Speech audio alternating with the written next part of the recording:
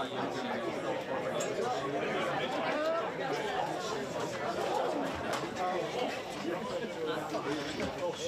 you very much.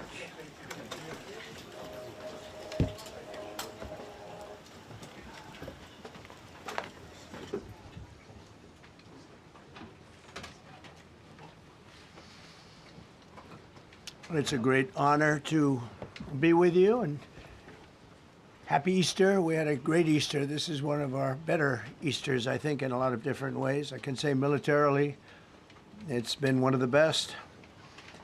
So, good afternoon. We have quite a bit to discuss. We'll go into pretty good detail. And we have the people that are most involved. We'll give you exactitude. And we're here today to celebrate the success of one of the largest, most complex, most harrowing combat searches. I guess you would call it a search and rescue mission ever attempted by the military. Generally, when planes are knocked down in war, especially when you're fighting a strong group, an evil group, you can't really do this because you send in 200 men to pick up one. And it's something that's usually not attempted as much as you want to attempt. And bad things happen to that one or two. And in this case, we did two, and it might not have been attempted before, but we did. And we had great talent. We got a little luck, too, I would say. And we were helped by a lot of people, a lot of great people. And it was an honor to be involved with it. It's very historic. This is a rescue that's very historic. It'll go down in the books. Late Thursday night, an American F-15 fighter jet went down deep inside enemy territory in Iran while participating in Operation Epic Fury, where we're doing unbelievably well, well at a level that nobody's ever seen before. The entire country can be taken out in one night, and that night might be tomorrow night.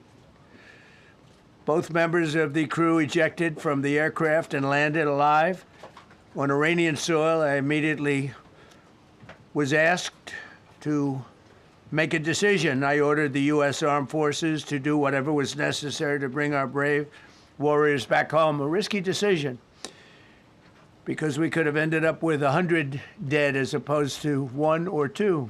It's a hard decision to make. But in the United States military, we leave no American behind. We don't do it. Within hours, our armed forces deployed 21 military aircraft into hostile airspace, many flying at very low altitude, being shot by bullets. You bring rifles into play when you're going that low, but there are also certain advantages. And in broad daylight over Iran for 7 hours, at times facing very, very heavy enemy fire. We have a helicopter that's got a lot of bullets in it. It's amazing.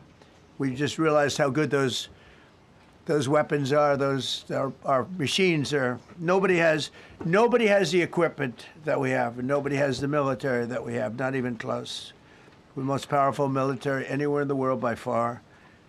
The flight crews and warfighters aboard those aircraft took extraordinary risks to rescue their fellow service members. This first wave of search and rescue forces successfully located the pilot of the F-15, and he was extracted from enemy territory by an HH-60 Jolly Green II helicopter. Fabulous machine as our warriors faced gunfire at very close range. It's amazing that when you look at the machinery, what happened, that nobody was even injured. Meanwhile, the second crew member, a weapons system officer, highly respected colonel, had landed a significant distance away from the pilot. When you're going at those speeds, even if you go out 2 or 3 seconds later, it's miles and miles away because you're going fast. He was injured quite badly and stranded in an area teeming with terrorists from the Islamic Revolutionary Guard Corps rough group, as well as besieged militia and local authorities. Many, on top of everything else, they told the communities actually within inside of Iran, the people of Iran, they were given a tremendous incentive to find this pilot.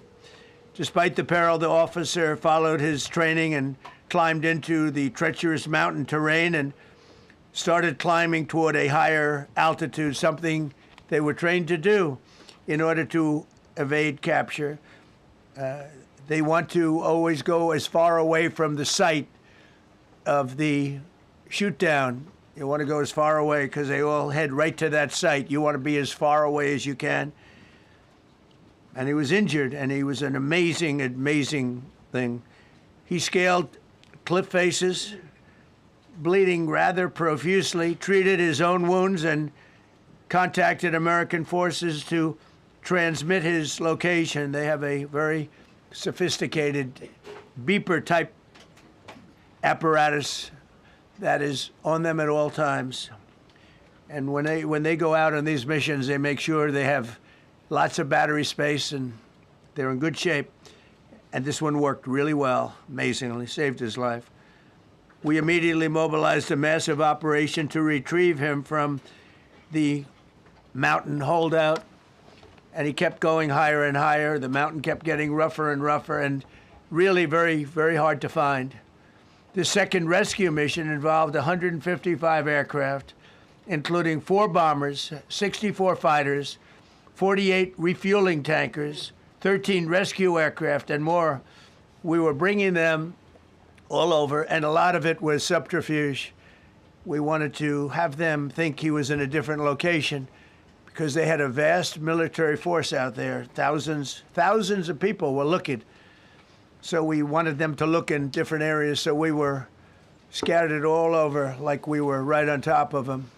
We had 7 different locations where they thought, and they were very confused. They said, well, wait a minute, they've got groups here, they've got groups there. It's an amazing thing. I was listening to these great people, these great generals. General Raisin Kane was amazing, and Pete Hegseth was amazing. But I listened to the whole thing. It was pretty amazing. So they had all these different sites where everybody thought he was located. We think we have him over there because they have 9 planes circling a little area that's 25 miles down the coast.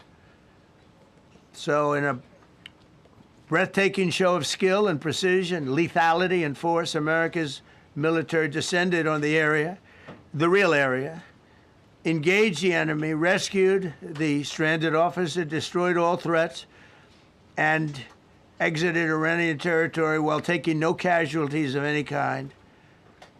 The heroic F-15 weapons system officer had evaded capture on the ground in Iran for almost 48 hours. That's a long time when you're in tough shape and when you're bleeding. It's a long time. When we left, as you probably know, we had 2 large planes, pretty old planes that carried a lot. We needed a lot more equipment going in than coming out, obviously, because going in, we needed to be able to scale mountains. And we had a lot of equipment. But the sand was sandy, wet sand. So we thought there may be a problem taking off because of the weight of the plane. And then we also had all the men jumping back onto the planes. And they got pretty well bogged down. And we had a contingency plan, which was unbelievable, where lighter, faster aircraft came in, and they took them out. We blew up the old planes. We blew them up to smithereens because we had equipment on the planes that, frankly, we'd like to take, but I don't think it was worthwhile spending another 4 hours there taking it off. So we didn't want anybody to have, we have the best equipment anywhere in the world. We didn't want anybody examining our anti-aircraft and other equipment. So these were large planes that were old and pretty old, and we blew them up. And we had faster, lighter planes come in, and they were able to land on the sand. We needed the bigger planes because we had so much equipment that we needed. We took 3 helicopters over there, which were very strongly used, and couldn't have lived without them. They did, and they performed unbelievably well. And if you'd see it, you wouldn't believe it. They came off the plane, and these guys had them. The rotors were off. They rebuilt these helicopters in less than 10 minutes. And that was one of the more amazing things.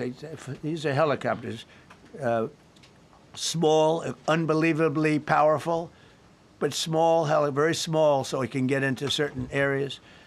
And they got him off the plane, and they rebuilt all three of them in a matter of less than 10 minutes. It's pretty amazing what the genius of these people. Who would think that? You'd think it would take 5 days to build them. And in some companies, it would take 5 days, and they wouldn't do it well. But they served us well.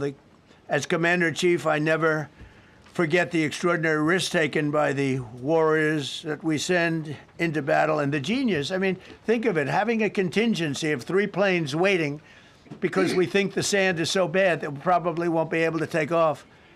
And the planes really got bogged. This was not much of a runway. This was a farm, not a runway. It's a farm, but it did the trick. But to have a contingency as opposed to having to wait 2 days, can you imagine, right in the middle? This was central. This was right, you would call it central casting if you were doing a movie for location. And probably the toughest area of Iran where we'd be sitting there. So these planes came in, those pilots came in so fast and so quick and got out of there. Everybody got aboard and just got 15-minute intervals. One load out, one load out, one load out. It happened, and we were watching, and we said, "That's amazing." In many ways, I was almost more impressed by the contingency that we had than the fact that if we would have had a runway or decent soil. But it was an amazing thing. But we thank God for every single one of them. And the talent, the genius is not even talent, it's genius. It's the whole ball game, every one of them. If you look at what we did with Maduro, we went into a military compound, a massive, with thousands and thousands of soldiers, and within a matter of minutes, and he lived behind iron doors. There were steel doors, broke them down so quickly, and within almost minutes, he was in the back of these planes. It was a similar group. Incredible. We have incredibly talented people. And if the time comes, we move heaven and earth to bring them home safely. We're going to bring our people home safely. I want to thank every member of the U.S. Armed Forces involved in these historic operations. They really were historic. It's just not something that's done.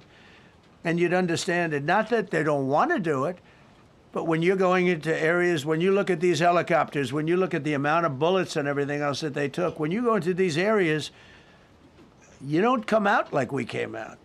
God was watching us. I tell you, well, it was the Easter, we were in the Easter territory, I guess, but God was watching us. Amazing. Because when you look at the machinery, they took damage. It tells you, first thing I said is, these are unbelievable machines, how they flew back and not even much of a problem. But these 2 extraordinary rescues, because it was 2, and as you probably know, we didn't talk about the first one for an hour. Then somebody leaked something, which we'll hopefully find that leaker. We're looking very hard to find that leaker. And talked about there's somebody missing.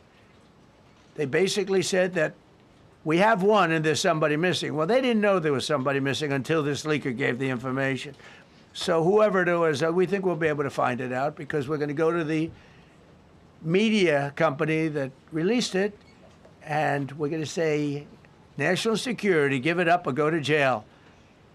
And we know who, and you know who we're talking about, because some things you can't do. Because when they did that, all of a sudden, the entire country of Iran knew that there was a pilot that was somewhere on their land that was fighting for his life. And it also made it much more difficult for the pilots and for the people going in to search for him. All of a sudden, they know that there's somebody out there. They see all these planes coming in. It became a much more difficult operation because a leaker leaked that we have one, we've rescued one, but there's another one out there that we're trying to get. So actually, the country, Iran, put out a major notice, you all saw it, offering a very big award for anybody that captures the pilot. So in addition to a hostile, very talented, very good, very evil military, we had millions of people trying to get an award. So when you add that to it, but we have to find that leaker because that's a sick person. probably didn't realize the extent of how bad it was. I can't imagine that the person did, but we're going to find out. It's national security, and the person that did the story will go to jail if he doesn't say, and that doesn't last long, and I think everybody would understand it. They put this mission at great risk. They put that man at great risk, and they put the hundreds of people that went in looking for him, because everyone now knows that we're going in. Over the past 37 days, America's armed forces have carried out more than 10,000 combat flights over Iran, unheard of, striking more than 13,000 targets. The F-15 we lost last week was the first manned aircraft downed by the enemy in this entire operation, with thousands and thousands of flights. They got lucky. It was a lucky hit. You know, eventually you get lucky. But we got lucky too, because we got both of them back. But it's a record that is unparalleled in the history of military air operations. Nobody's ever seen anything like it. It's such an honor to be involved with it. We were up late at night, and then we were waiting for those contingent planes to come in, and we say, come on, let's go, get in, because they're waiting out on this farm without a runway, with wet, crummy soil, sand, mostly sand, wet sand, and it eats planes alive. And we're waiting, and we're saying, I hope that one can land and take off. And they came in like magic, boom, boom, boom, one after another. It was like genius. I'm so impressed by that. Because we were a little concerned. We said, boy, if they don't get in and get up fast, we're sitting in them. And that's called Iran Prime, right, General? That's where the whole bet is. And here we are sitting there waiting for a plane. But they came in so fast and so hard, and these guys knew exactly what to do. Let's go, come on, get in, let's go, blah. They came one right after another, not at the same time. They don't want to come at the same time. They had to come right after each other. They didn't have any room. There was barely any room to land.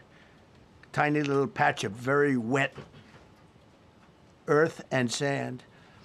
So I'm so proud of the people that I have standing up here with me, and many others that worked. I mean, so many. Steve Witkoff's over here. He's doing fantastically. Jared Kushner. But the people that are here, the job they did is amazing. And I think I'm going to introduce the head of the CIA, and he is a man he's central casting, okay? If we cast a movie, he's going to play the head of the CIA. He's one of the few. John Ratcliffe, he did a phenomenal job that night. He did something that I don't know if you want to talk about it. If you want, you can. I'm not sure you're supposed to. I'm not going to talk about it. But the CIA was very responsible for finding this little speck. It's like they used an expression on one of the shows. A general was talking about, it's like finding a needle in a haystack, finding this pilot. And the CIA was unbelievable. And you may, if you can, you'll talk. It might be classified, in which case I'd have to put him in jail if he talks about it. And I don't want to put him in jail. He doesn't deserve that. So, John, do you want to say a few words? Thank you. Thank you, Mr. President. It's a privilege to be here with you today to share what we can about this exceptional mission and to recognize the ingenuity and bravery of those who executed it, as well as the leadership and resolve of the President who ordered it. One thing that has been clear to me in this role is that the flawless military operations that the Department of War is known for are hostage to flawless intelligence. We saw that in the skies over Iran in Operation Midnight Hammer last summer. We witnessed it in Venezuela during Operation Absolute Resolve. We've seen it against the cartels in the Western Hemisphere, and we're seeing it every day in Operation Epic Fury, including this mission to rescue an aviator buried deep behind enemy lines. Because it is the unique tradition of the U.S. Armed Forces that we leave no man or woman behind, this was a no-fail mission. That was the spirit in which the President put us to work, and we were determined not to let him down or our airmen down. As an agency, the CIA possesses unique capabilities that only the President can deploy. Some of these capabilities fall under covert action authorities. And because covert means exactly that, I'm not going to be able to tell you everything that you want to know.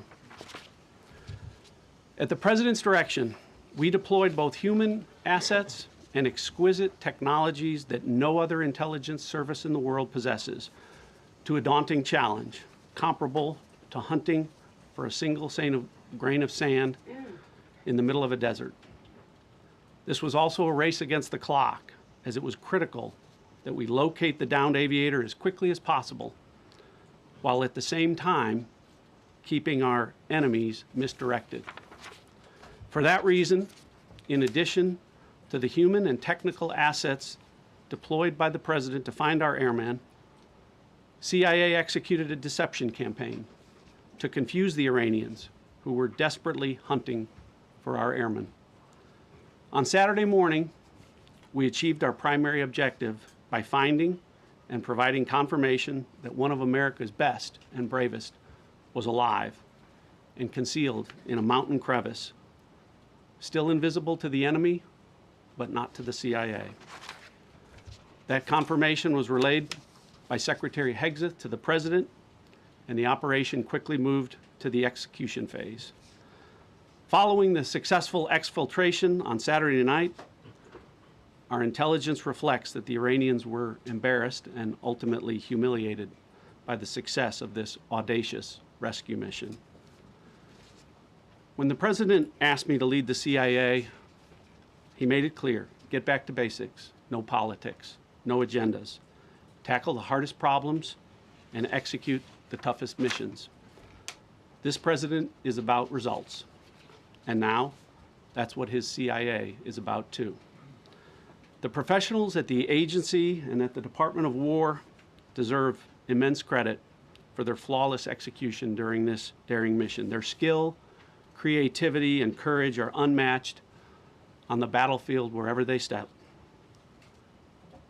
But none of that matters, and all of that is wasted without a President with the political courage to put them into action. Mr. President, I've had the privilege of seeing you act with political courage in the best interest of the United States up close on a daily basis, and I'm grateful that this successful mission has given the American people a window into that as well. The Secretary and Chairman will tell you that our service members' confidence is boosted by a Commander-in-Chief who has their back the same way they have yours. And I know that the confidence of CIA's officers is boosted by the knowledge that their work is informing a President who's not afraid to make the hardest decisions when the stakes are highest. And to the American people, your confidence should be boosted by knowing that the security of the nation is in the hands of a President who's willing to take on problems that have confounded both sides of the political aisle for nearly half a century.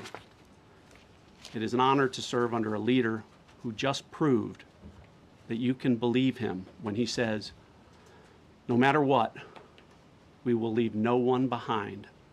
We will come for you. Thank you. Thank you.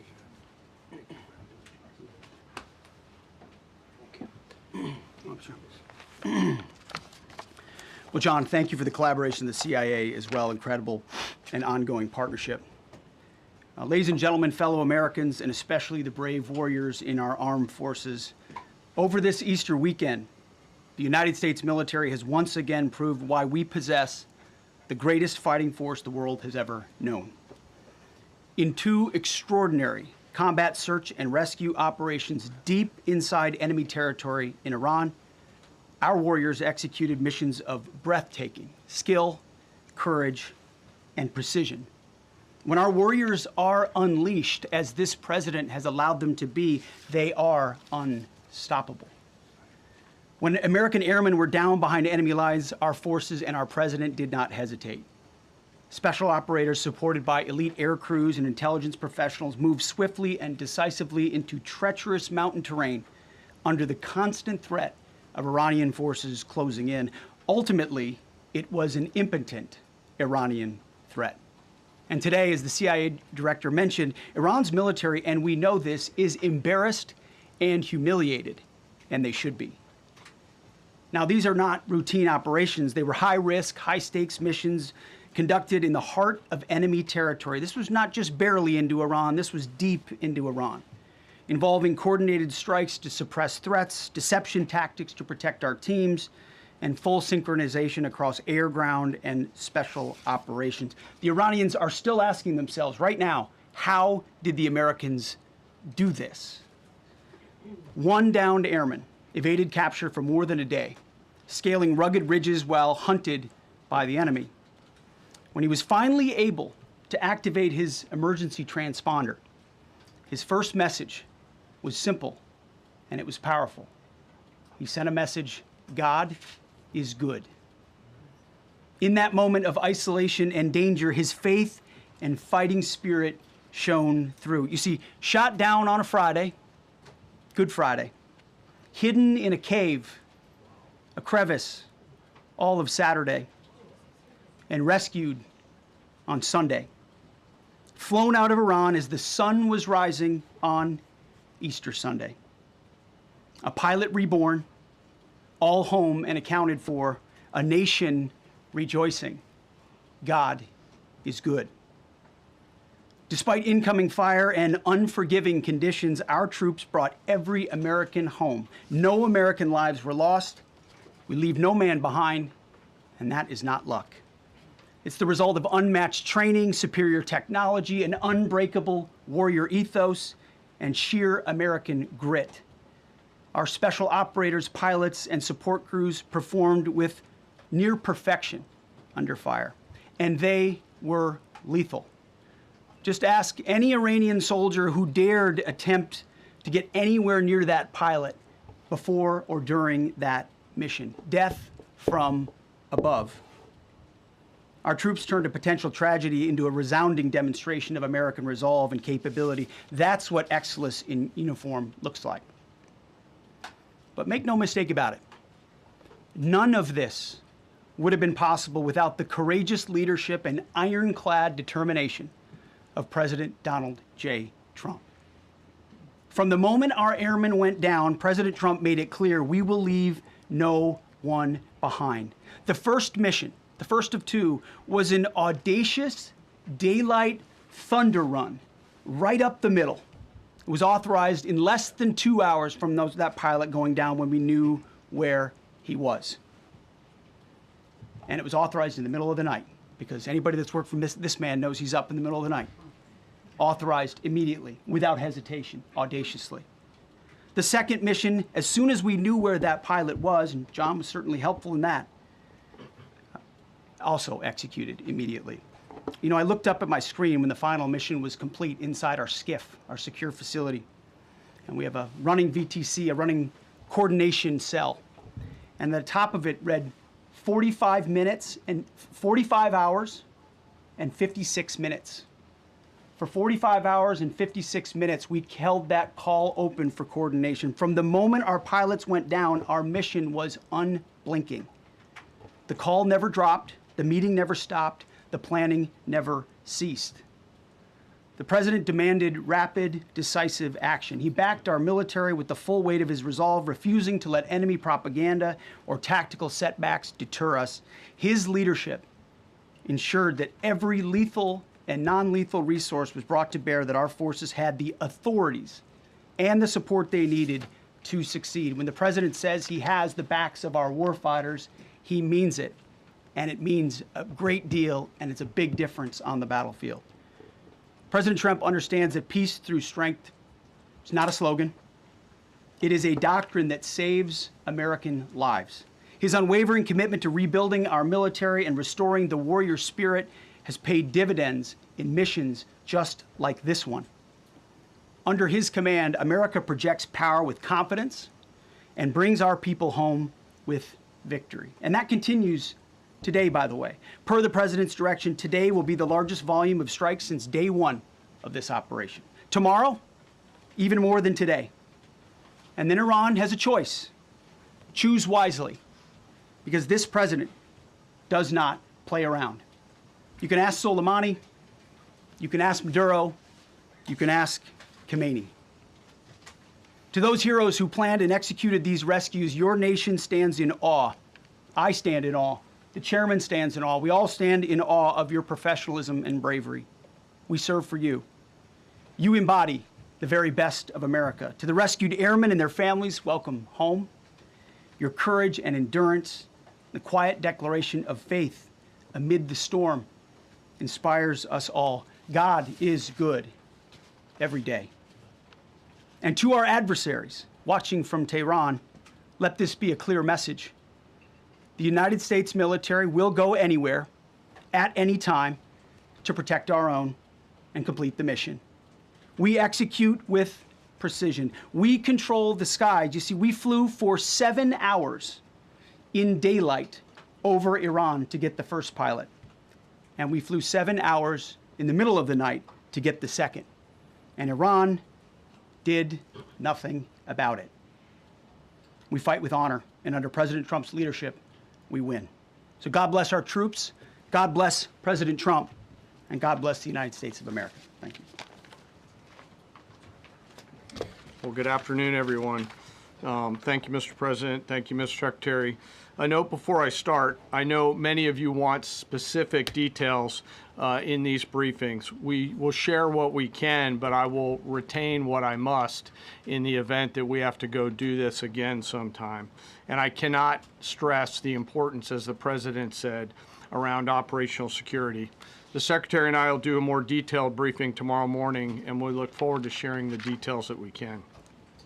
On Thursday, 2 April at 10:10 p.m. Eastern Time, 4:40 in the morning, local Iran time, the Joint Personnel Recovery Center, which handles the Central Command area of responsibility, declared an isolated personnel recovery event for a U.S. Air Force F-15E Strike Eagle, call sign Dude 44, which was down in hostile Iranian territory. The pilot and weapons system officer had both safely ejected and were isolated behind enemy lines. Following confirmation of active rescue beacons and on the direction of the Secretary and by order of the President, a rescue operation was launched with the stated purpose of bringing both Americans home safely. As the Secretary said, several hours later on the morning, after positively locating the front seater, call sign Dude 44 Alpha, and aware of an aggressive ongoing search by the enemy, a U.S. Central Command plan was approved by the Secretary and the President. Shortly thereafter, a U.S. Air Force Combat Search and Rescue Task Force, comprised of A-10 Warthogs in their Sandy role, and I'll describe what that is in a minute, HC-130 Combat King IIs, HH-60 Jolly Green II helicopters, and Air Force Special Warfare Airmen, a package comprised of combat rescue officers and pararescueman operators, audaciously penetrated enemy territory in broad daylight to find, fix, and recover Dude 44 Alpha from behind enemy lines. This was an incredibly dangerous mission, an incredibly dangerous undertaking, but a filled promise made to every American warfighter that you will not be left behind. We will always come find you, and we will always bring you home. Over the next hours, the Search and Rescue Task Force crossed the beach, entered into Iranian airspace, protected by a fighter strike package, and moved into the objective area, all under fire.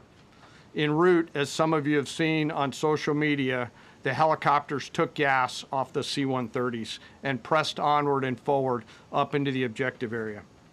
While this was ongoing and out in front of them, the Sandy flight of A-10s and other remotely piloted aircraft, drones, and other tactical aircraft were violently suppressing and engaging the enemy in a close-in gunfight to keep them away from the front seater and allow the pickup force to get into the objective area. During this engagement, one of the Sandy aircraft, the one primarily responsible for communicating with the downed pilot, was hit by enemy fire. This pilot continued to fight, continued the mission, and then upon exit, flew his aircraft into another country and determined that the airplane was not landable. This was one of our A-10 Sandy aircraft. The pilot then made the decision to eject over friendly territory and was quickly and safely recovered and is doing fine. After picking up Dude 44 Alpha, the HH-60 Jolly Green fight was engaged by every single person in Iran who had a small arms weapon. And one of the aircraft, the trailing aircraft, took several hits. The crew sustained minor injury, and they are going to be fine. A note for those of you that do not know what a Sandy does. Named after the flight call sign that did this very mission in Vietnam, flying A-1 Sky Raiders and A-7 Corsairs. A Sandy has one mission: get to the survivor, bring the rescue force forward, and put themselves between that survivor on the ground and the enemy. They are committed to this. This is what they live for, and this is what they've trained for over many, many years. The A-10 force and the rescue force did a fantastic job rescuing Dude 44 Alpha. He was recovered Friday afternoon. As I said, and the nation needs to know this, this was an incredibly brave and courageous mission, and a testament to the courage, skill, and tenacity of the Joint Force and our leaders. And especially a daylight option, having the guts to try, means so much to so many. Meanwhile, the backseater, as the President and the Secretary have said, had continued to work and survive. Through the hours of daylight, Dude 44 Bravo, the backseater, evaded.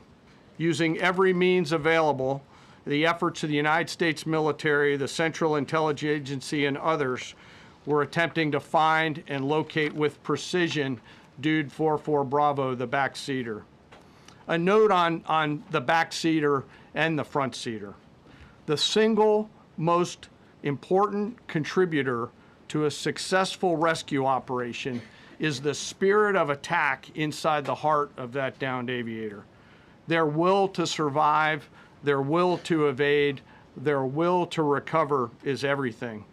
In this case, the backseater's absolute commitment to surviving made much of our efforts possible. On Saturday, 4 April, after establishing positive communications with the backseater, we learned, as the President said, that he was injured and actively evading enemy forces.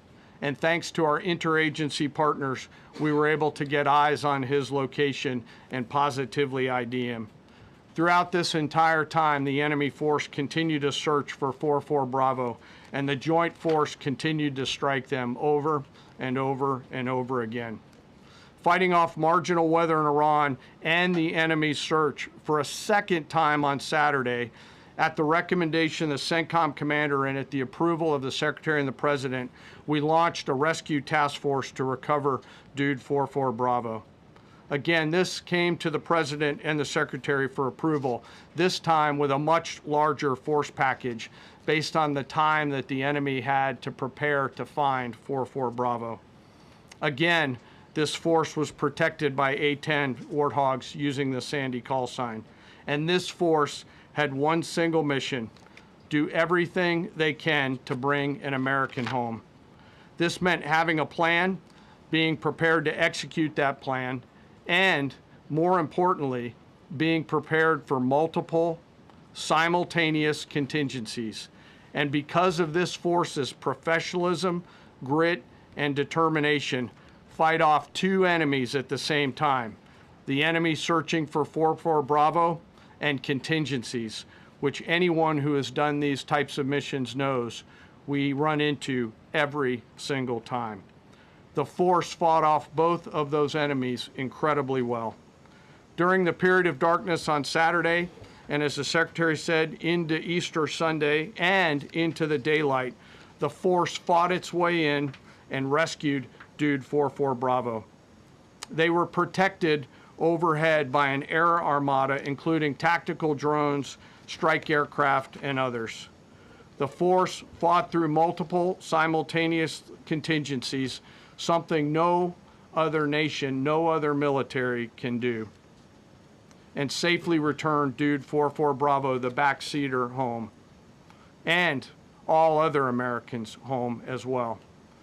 At midnight 12 local Eastern time, Easter Sunday, more than 50 hours after the start of this operation, the Joint Personnel Recovery Center declared Dude 44 Bravo, both the front and back seater, returned to friendly territory.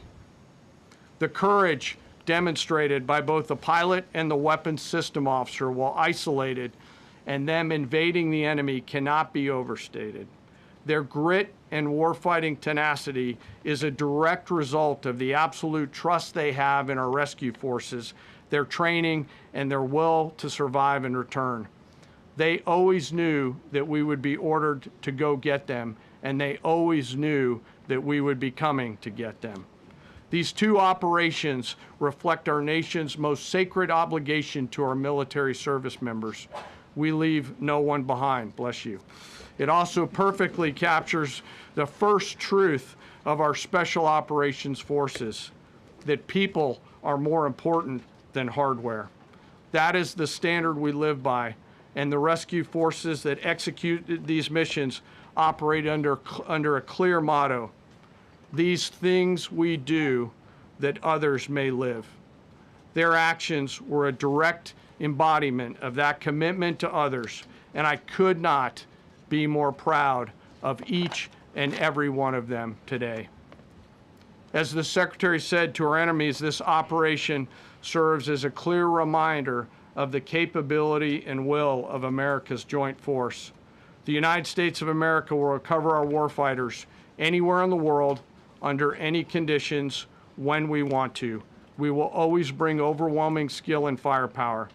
To every member of the Joint Force, our interagency partners, the leadership at CENTCOM, and our leaders at the department and above, thank you. I'm proud of each and every one of you and thankful to our deployed forces and their families. And lastly, and most importantly, to Dude 44, welcome home. Job well done. Thank you.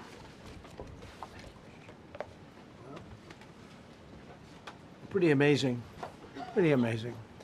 And these two gentlemen have been, from day one, they've been perfecto. You know, I got to know General Kane in my first term because he was able to take out ISIS in 4 weeks instead of the 4-year projection that was given to me by other much lesser generals. And I said, you know, if I ever do this again, that's going to be the head of my Joint Chiefs of Staff. And we worked it that way, didn't we? And it's amazing. He took out ISIS. We defeated ISIS in 4 weeks. I was told it would take 4 years. I flew to Iraq to find out with the greatest equipment in the world, why would it take 4 years? And he told me, sir, it won't. It'll take 4 weeks and you'll have time left over. And that's exactly what happened. So he's great. And Pete, all I can say is that he was treated very unfairly. And now those same people that treated him unfairly, that fought against him, they called me up saying, what a great choice he was. They said, well, what happened during his nomination? What happened to you? I'm telling you, people that were not for him, senators, friends of mine, sir, I don't think you're doing the right thing. Now they're calling me up. What a choice. These two guys are fantastic. And John Ratcliffe was incredible. It was actually their genius that called us from, he was 40 miles away. And he said, you know, we're seeing something moving up in the mountain. This is at night. And they kept the camera on him for 45 minutes. He wasn't moving. And they said, you know, probably wrong, but we're seeing something moving. This is a vast mountain, vast, thick, with bushes, trees. He said, we see something moving 40 miles away. It was the head of a human being, I'm telling you, it's moving. And then all of a sudden, 45 minutes later, he moved a lot. He stood up, and they said, we have him. And that was really the beginning of something incredible. We had an idea where he was, but not specifically, and it's a big mountain. So I want to thank the CIA, too. I don't think they get enough credit for the great job they've done. Yes, please. Yes. Thank you very much, Mr. President, for this great opportunity. Country, it has super army, You make a difference, Mr. President. Thank you for your greatest leadership. Thank you. I have two quick questions, Mr. President. What was your reaction when you learned that Kurdistan region had resumed exporting oil to the international market with your support as United States of America? Well, I expected that. We've gotten along with the Kurds for a long time, so I expected that. Another question, what would be your reaction if the Iranian people rise up against their regime during a ceasefire, Mr. President? Well, they should do it, but again, the consequences are great. I mean, they were told if you protest, you will be shot immediately. You saw what happened to the young wrestler. He was a great champion, by the way. He was a great wrestler, one of the top in the world. And he and his two friends were hung. And all they did was say a little bit about liberty. They wanted liberty, and they were violently executed. But the number is up to probably 45,000 people were killed. So, you know, when somebody stays in a house, when they know if they walk out of the house to protest, they'll be immediately shot and killed. And they issued that, you know, that was publicly issued. It's not a secret. That's why so many people say, oh, well, why are you doing this way? We can't let Iran have a nuclear weapon. You know, we got regime change. We do. We're dealing with a much different regime than before. We're dealing with different people. They're smarter. I think they're sharper and far less radical. We have regime change, but we didn't do this for regime change. We did it for the fact, and my view was very simple. I saw somebody said, oh, he doesn't have a plan. I have the best plan of all, but I'm not going to tell you what my plan is. You know, they want me to say, here's my plan. We're going to attack at 9:47 in the morning, and then we're going to do this, and then we're going to... And if you don't do that, they say, I have a plan. These people know what the plan is. Everybody here knows what the plan is. But it's very unfair to say, we don't, because I don't mind being insulted. I've been insulted for many years by the fake news. But you can't... It's so bad for the people that are so pro. You just saw two great, and John Ratcliffe, three unbelievable people. They have a plan. Every single thing has been thought out by all of us. But I can't reveal the plan to the media. So, you know, but we're just thrilled by the success of this operation. Yes, please. Thank you, Mr. President. You've said Iranians would be mad if you stopped these attacks, but why would they want you to blow up their infrastructure, to cut off their power? Wouldn't that be punishing Iranians for the actions of the regime? They would be willing to, and it's suffering, they would be willing to suffer that in order to have freedom. The Iranians have, and we've had numerous intercepts. Please keep bombing. Bombs that are dropping near their homes. Please keep bombing. Do it. And these are people that are living where the bombs are exploding. And when we leave and we're not hitting those areas, they're saying, please come back, come back, come back. These are the people. I don't know what they do. All I can tell you is they want freedom. They have lived in a world that you know nothing about. It's a violent, horrible world where if you protest, you are shot.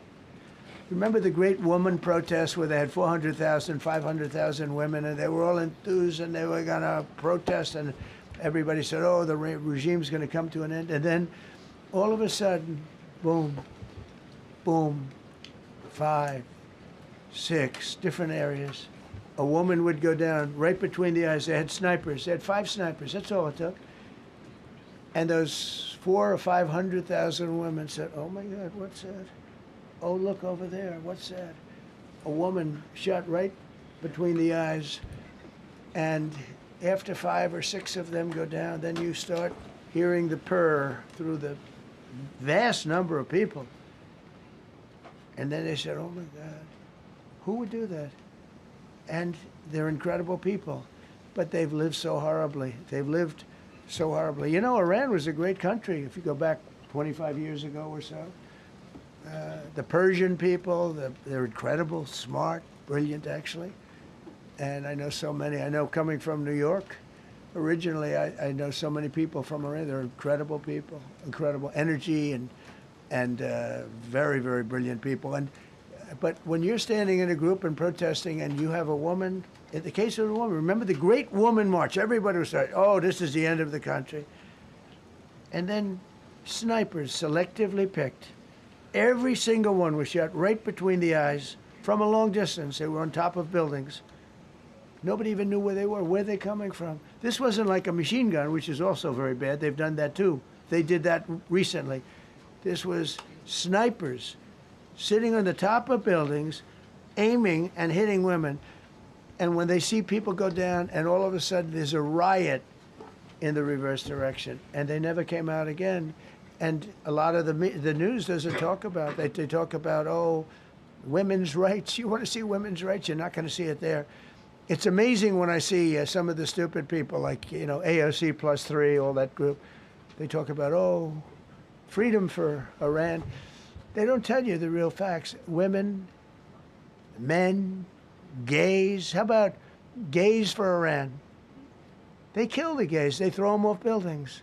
So I wonder what's going on. I can only say this. They want us to keep bombing, even if it jeopardizes, because their life is in much greater danger.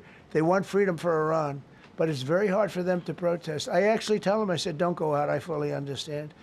Nobody in this room would go out. I don't think there's any, because frankly, it's not a question of bravery. We're all brave, right? You're brave, I'm brave, we're all brave.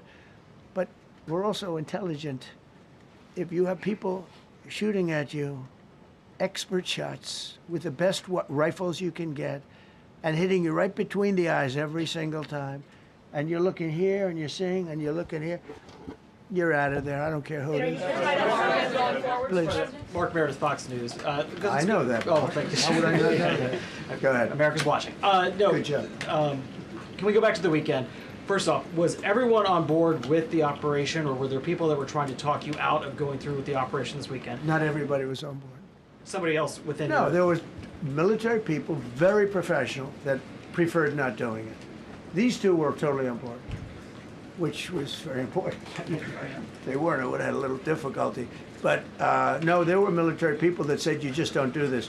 You don't go into the heart of a very powerful military. This is, hey, you have countries and countries. You have some countries where military is not their strong suit. This whole thing is militarized like nobody's ever seen before. Half the people are wearing uniforms. And we had people within the military. Usually it's not done. That's one of the reasons. I was surprised. Somebody said it's the only time it's ever been done. I said, that's not possible.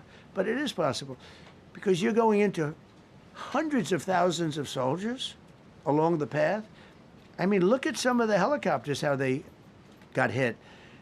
So, yeah, there were people within the military that said it's a wise. And don't forget, how many men did you send altogether, approximately, for the operation? I'd love to keep that a secret. Okay, well, but I will tell you, the number, I'll keep it a secret, but it was hundreds. And hundreds of these people, it's pretty good. Is he central casting?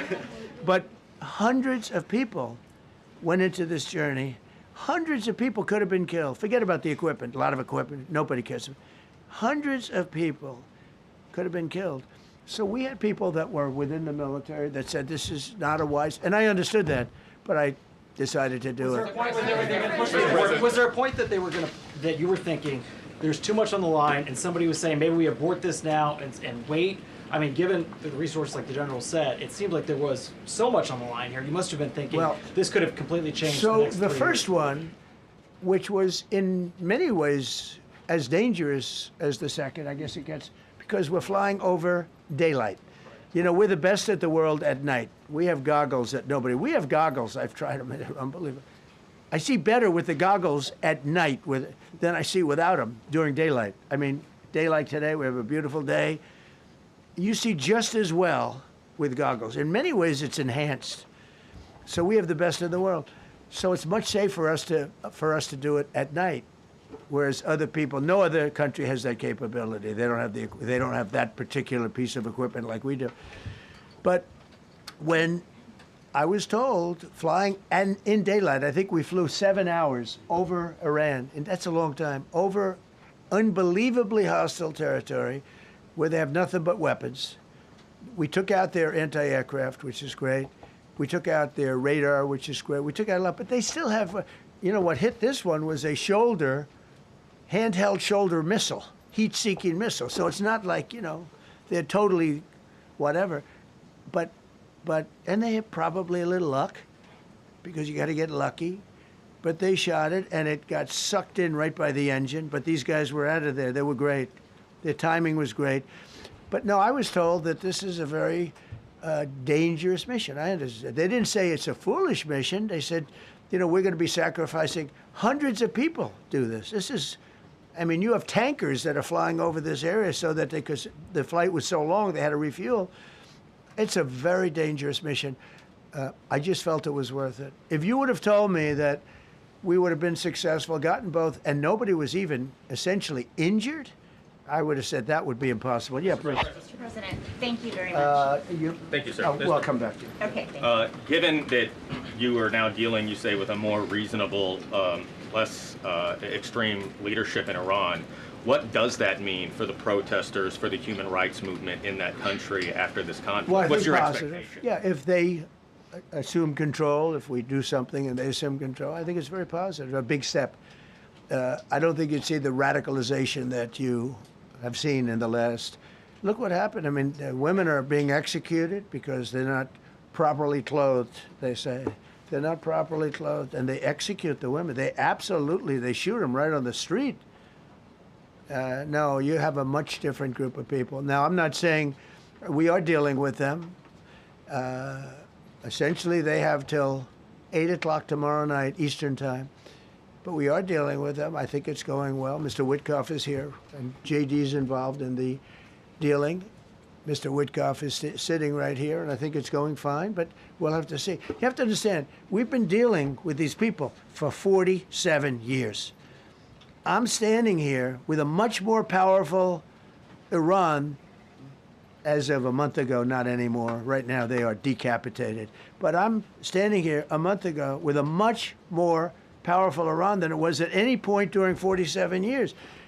This should have been handled by 7 presidents, a lot of presidents. And those presidents are saying now, every one of them to their friends, we should have done this a long time ago. So it's not something I like doing. It's very dangerous, and we're getting them at the height of their strength. If I didn't terminate the Barack Hussein Obama Iran nuclear deal, they would have had don't forget, that was a path to a nuclear weapon. Remember this. He chose Iran over Israel, pure and simple. How Israel can vote for a Democrat is if you're Jewish in New York City or any place else in this country, and how you can vote for a Democrat is unbelievable, because he chose Iran, a very hostile Iran. Remember when he filled up a 757 with cash, billions of dollars of cash, and he sent it over to them. Then they gave them tens of billions of dollars. He chose Iran over Israel, and really the Arab world, if you look, because, you know, the other, Saudi Arabia, Qatar, UAE, I mean, you take a look. I mean, I can add Kuwait, and I can add Bahrain, and you can add others. He chose such an unlikely candidate. Nobody could believe it. Frankly, if you're going to choose between Iraq and Iran, he should have befriended Iraq. He went in the exact opposite direction of all thinking, and he made a terrible mistake. But that was a road to a nuclear weapon. And when I terminated that, everyone said, oh, he terminated it. It was one of the best things we ever did, because he had a road to a nuclear weapon. And it was a very short-term deal. You know, countries don't do 10-year deals. Countries do hundreds of years. You don't do a 10-year deal. For a country, this isn't, you're a landlord and you're renting a store on a certain street, and you give somebody a 5-year or a 10-year lease. This is a country. It was a short-term deal. It was ready to expire. I terminated it before it expired. Took a lot of heat, and it was one of the best things I ever did, because he would have had a nuclear weapon. Then he would have had another nuclear weapon, had those beautiful B-2 bombers not gone in 8 months ago and obliterated that site. And by the way, the word is obliteration. CNN said, well, maybe it wasn't complete. It was so complete that they still haven't been able to get it. It was obliteration. But if we didn't hit them, that was a courageous decision, too, because we had all those planes flying in at night with very little cover, unbelievable stealth planes, and they were able to do their job. If we didn't do that, Iran would have had a nuclear weapon. at a high level, either one of those two instances. And if they did, in my opinion, I told this to Bibi Netanyahu yesterday, Israel would have been extinguished. Large portions of the Middle East would have been extinguished, whether it's Saudi Arabia, Qatar, UAE, or others. And you saw that with thousands of missiles raining down upon them. They didn't think they were going to be hit. They thought they'd be watching us fight. And all of a sudden, UAE got hit by 1,500 missiles. He would have taken them out also. And they were powerful. If I didn't come along and terminate the Obama deal, which was terrible, the Iran nuclear deal was a road to a nuclear weapon, a big one, unlimited, legally. I terminated it without even much thought. It was so easy. I terminated that, and then the B-2 bombers. And I did one other thing. I had killed Qasem Soleimani, who was an evil genius. And the reason I did it, I heard he was going to knock out 5 of our military bases. And had he lived, I believe we would be fighting perhaps a different Iran right now, because he's never been replaced, you know. And I did one other, but this one was not picked up. Osama bin Laden. If you read my book, I said you got to take him out 1 year before the World Trade Center came down. So I wish you'd read the book. But you, as a president, to be a good president, I believe you have to have good instincts. And a lot of this is instinct. Yeah, please. Thank you so much for taking my question, Mr. President. Mr. President, last week you suggested that Europe should take the lead on reopening the Strait of Hormuz. Has circumstances changed now that you're issuing a direct 48-hour ultimatum? And secondly, would a new ceasefire include Israel, or would it just be between Iran and the US? I can't talk about ceasefire, but I can tell you that we have a active, willing participant on the other side. They would like to be able to make a deal. I can't say any more than that, but they'd like to do it. You've listed the goals. Excuse me. Please, go ahead. You've listed the goals. Who are you with? Who are you with? My name is Dia Kurd. I'm with the largest Kurdish media outlet, Rudaw Media Network. It's based in Iran. Go ahead. Mr. President, you said before that you don't want the Kurdish forces to enter Iran and be harmed. Do you still want them to stay away? Or what role do you expect them to play now? I'd rather have them stay away. And then, I'd rather have them stay away because I think they bring with them some problems and some difficulties. And I don't think they bring death, I mean, you know, to themselves. But I'd rather have them stay away. Go ahead. Thank you, Mr. President, for the question. Deliberate attacks on civilian infrastructure violate the Geneva Conventions and international law. Who are you with? I'm with the New York Times. Zolan from the New York Times.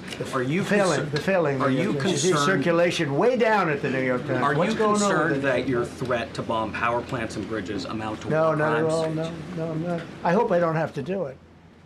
But again, I just said 47 years they've been negotiating with these people. They're great negotiators. And because they're not going to have a nuclear weapon.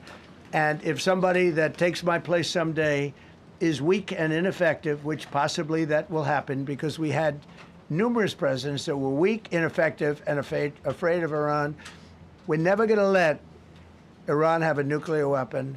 And if you think it's okay for people that are sick of mind, that are tough, smart, and sick, really sick, from a policy standpoint, from a any which way you want to say, mentally, these are disturbed people. If you think I'm going to allow them, and powerful and rich, to have a nuclear weapon, you can tell your friends at the New York Times, not going to happen. It means violating international law. Quiet. You no longer have credibility at the New York Times. Because the New York Times said, oh, Trump won't win the election, and I won in a landslide. I won every swing state. New York Times said, oh, Trump won't win the election. New York Times has no credibility. The credibility they have is it used to be all the news that's fit to print. The old gray lady, it was great, but they're running on past fumes, and you can't keep doing that. You have to be able to give the correct news. And people like you, who I know, are fake. You're fake. Go ahead, please. Mr. President, your messaging on the war has moved from the war is coming to an end to war going to be bombing Iran to the Stone Ages. Right. And we've heard a range of those Sure. kind of messages. So which is it? Are you winding this down Can't tell you. or are you escalating I can't tell it? you. I don't know. I can't tell you. Depends what they do. This is a critical period. They have a period of, well, till tomorrow at 8 o'clock. I gave them an extension. They asked for an extension of 7 days, right? I said, Steve, give them 10 days. 10 days is up actually today, so I gave them 11, I guess, indirectly. I thought it was inappropriate the day after Easter. I want to be a nice person. They have till tomorrow. Now, we'll see what happens. I can tell you they're negotiating, we think, in good faith. We're going to find out. We're getting the help of some incredible countries that want this to be ended because it affects them also. A lot of people are affected by this. But we're giving them till tomorrow, 8 o'clock Eastern Time. And after that, they're going to have no bridges. They're going to have no power plants. Stone Ages, yeah. Stone Ages. CNN fake news. Are you willing to make a deal that does not include reopening the Strait of Hormuz, or is that now a top priority? I would say it's a very big priority because, see, that's one thing that's a little different than other things. We can bomb the hell out of them. We can knock them out for a loop. But to close the strait, all you need is one terrorist that somehow has a truck loaded with, because you can carry them in trucks, large trucks, a water mine, drop them in the water, and now you tell people that own ships that cost $1 billion to don't worry about the mine. You can do that even just by saying we put mines in the water. So it's not like the rest. We can knock out their military. We already have. We've knocked out their Navy. We've knocked out their Air Force completely. We've knocked out 158 ships in 3 days. We've knocked out even their mine droppers. They don't have any mine droppers anymore, but they put them on other boats, and they could drop them. I'm not even sure they have any mines there, by the way. I'm not sure. I'm personally, they say there might be 8. I don't know. I think there might be none because they're very good bullshit artists. That's why for 47 years they've been bullshitting other presidents, and they haven't done the job. And people are living in hell. You live in that country, they're living in hell. No, I think that 47 years of this stuff is long enough. They're at the weakest point they've ever been. They have no Navy, they have no Air Force, they have no anti-aircraft weaponry, they have no radar, they have no communication. In fact, the biggest problem we have in our negotiation is that they can't communicate. I said to Steve, what are they saying? Sir, they can't communicate. They have no method of communication.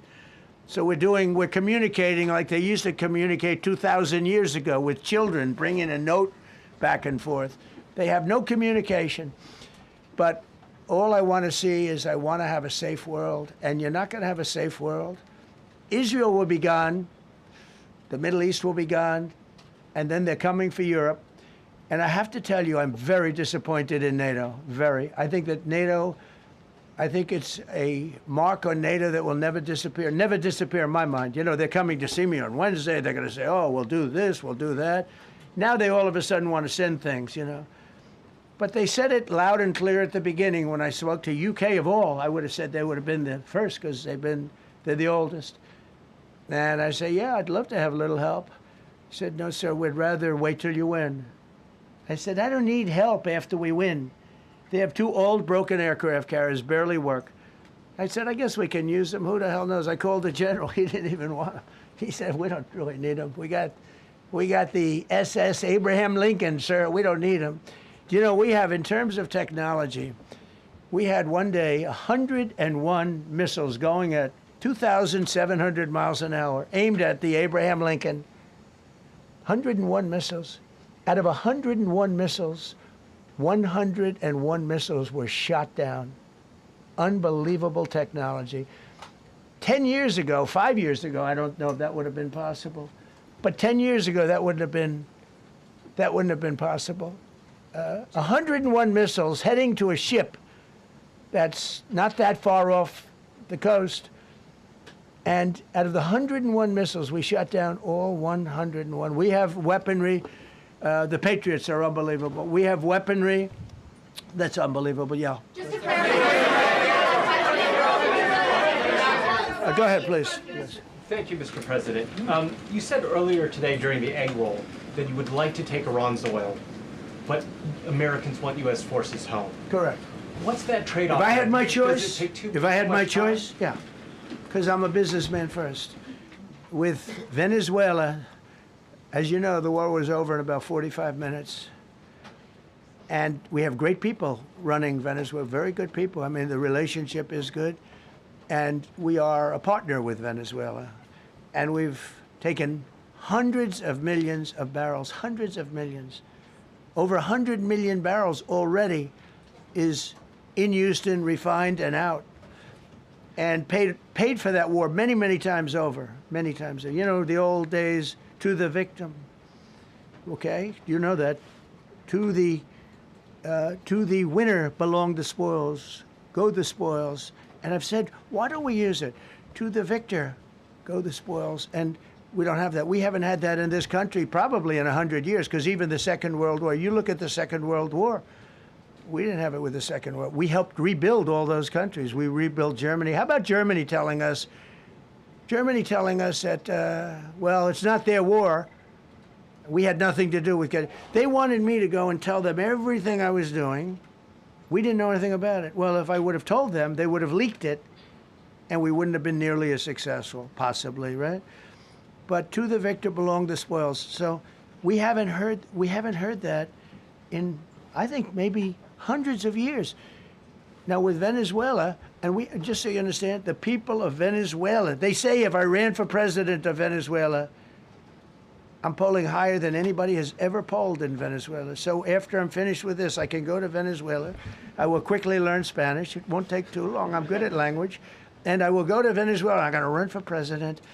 But we're very happy with the president-elect that we have right now, the people that are running it. If you remember Bush with Iraq, they fired the generals, they fired the police, they fired the people that worked in their equivalent of the White House. They fired everybody.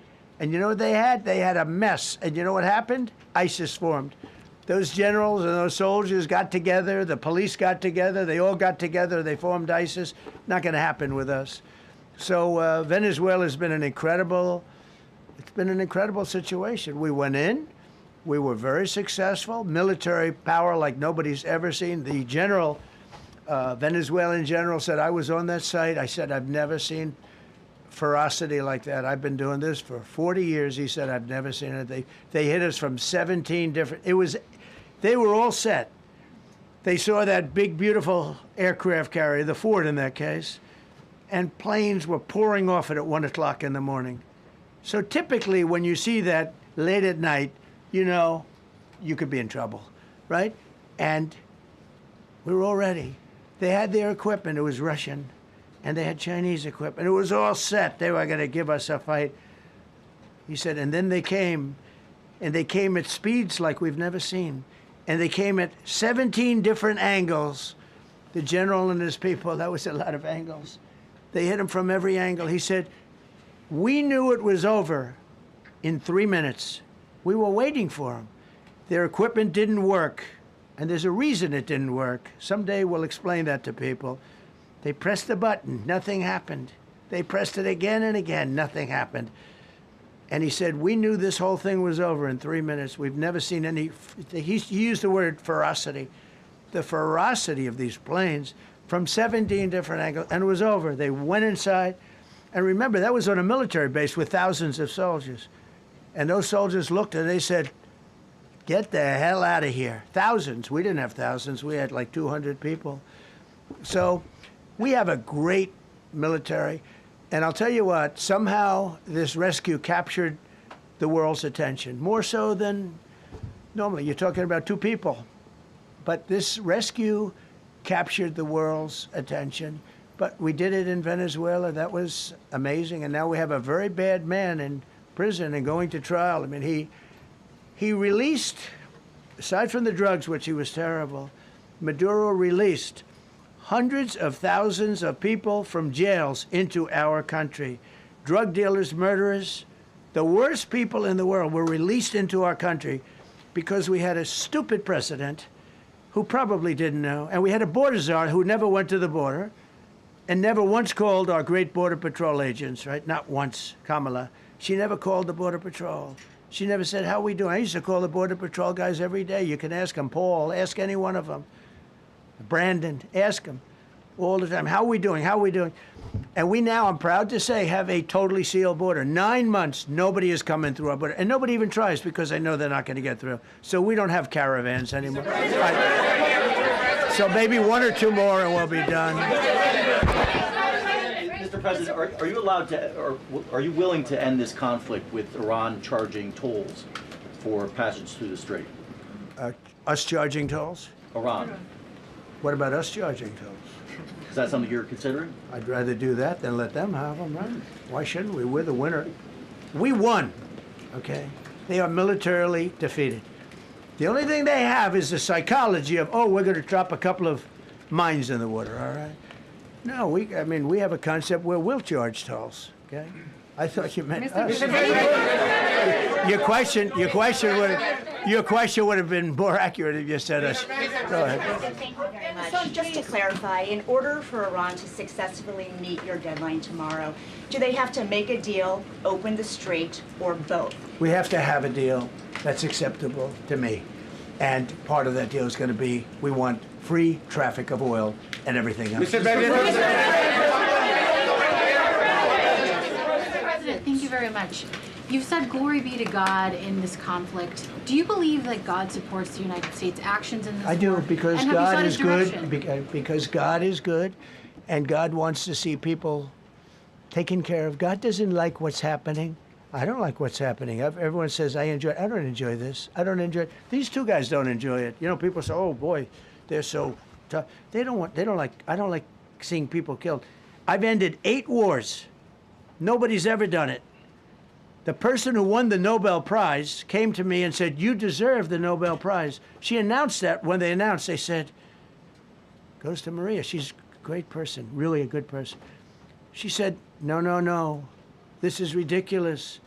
They gave me the Nobel Prize. President Trump ended 8 wars. I could go over every one of them, including India and Pakistan, where the Prime Minister of Pakistan said President Trump saved from 30 to 50 million lives. That makes me much happier than what we're doing right now. That makes me much happier. We have 1 more to end, by the way. Okay. President, you called yesterday in your Truth Social, you called the Iranians crazy bastards. True. What is your response to critics who say that I don't care about critics. What is your response to critics who say that it is your mental health that should perhaps be examined as this war continues? I haven't heard that. But if that's the case, you're going to have more people like me, because our country was being ripped off on trade, on everything, for many years until I came along.